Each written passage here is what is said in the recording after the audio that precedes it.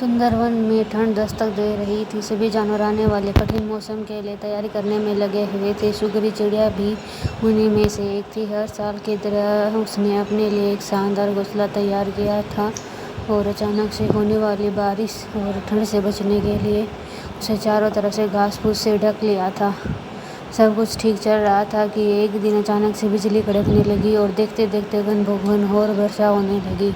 بے موسم آئی بارش نے دستک، ٹھنڈ بھی بڑھ گئی اور سبھی جانور اپنے اپنے گھروں کی طرف بھاگنے لگے۔ سگری بھی تیز دکھاتے ہوئے اپنے گھونسلے میں واپس آ گئی اور آرام کرنے لگی۔ اسے آئے ابھی کچھ بھی ہی وقت بیتا تھا کہ ایک بندر خود کو بچانے کے لیے پیڑ کے نیچے آ پہنچا۔ سگری نے بندر کو دیکھتے ہی کہا، تم اتنے ہوشیار بنے پھرتے ہو تو بھلا ایسے موسم سے بچنے کے لیے گھر کیوں نہیں بنایا؟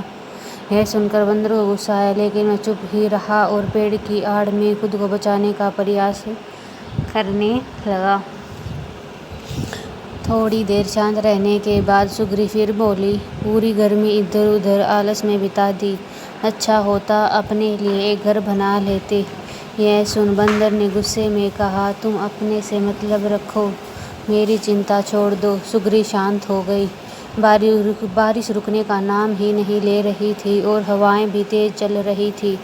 بیچارہ بندر ٹھنڈ سے کانپ رہا تھا اور خود کو ڈھکنے کی بھرسک بھی کوشش کر رہا تھا، پر سگری نے تو مانو اسے چھوڑنے کی قسم کھا رکھی تھی۔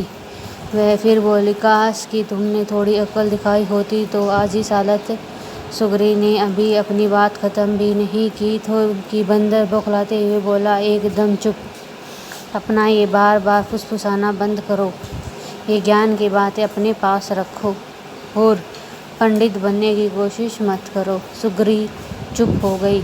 اب تک کافی پانی گر چکا تھا۔ بندر بالکل بھیگ گیا تھا اور بری طرح کانپ رہا تھا۔ اتنے میں سگری سے رہا نہیں گیا اور پھر بولی، کم سے کم اب گھر بنانا سیکھ لینا۔ اتنا سنتے ہی بندر ترنت پیڑ پر چڑھنے لگا۔ بھلے ہی میں گھر بنانا نہیں جانتا، لیکن مجھے توڑنا اچھے سے آتا ہے۔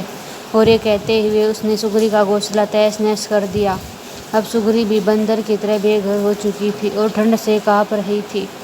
دوستو، ایسا بہت بار ہوتا ہے کہ لوگ مصیبت میں پڑے ویکتی کی مدد کرنے کی بجائے اسے دنیا بھر کی نصیحت دینے لگتے ہیں۔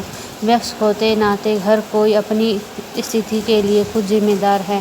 ہم ایک سوچنتی کے روپ میں اسے ایک آدھ بار صلاح دیں۔